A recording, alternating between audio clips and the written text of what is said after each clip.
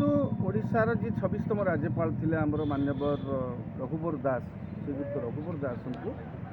राष्ट्रपति अब्याहति देइछन्ति गत काली श्रीयुक्त रघुवर दास इस्तीफा पत्र प्रदान कर स्थान में भारतीय जनता पार्टी जड़े वरिष्ठ नेता कम्बमपति हरिबाबू जे कि पूर्व भारतीय जनता पार्टी सांसद थे विधायक थे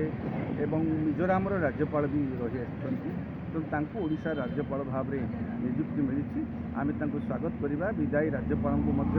आम जी दिन कार्य करते हाँ किसी दिन धरिकी पुओ जो राजभवन आक्रमण घटना जो विवाद को लेकिन से किसी दिन चर्चार जदिव थे तथापि विदायी शुभकामना आम जनवा नुआ राज्यपाल को आम अभिनंदन जनवा जे कम्बमपति हरिबाबू आ सत्य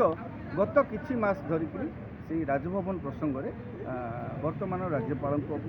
भूमिका को लेकर चर्चा होता जो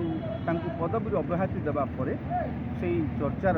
एक प्रकार परिसमाप्ति घटी जो क्षमतार रहीकि निज पुओ कर अन्याय जो आगुरी किसी दंड विधान हो पार ना चर्चा होता से चर्चा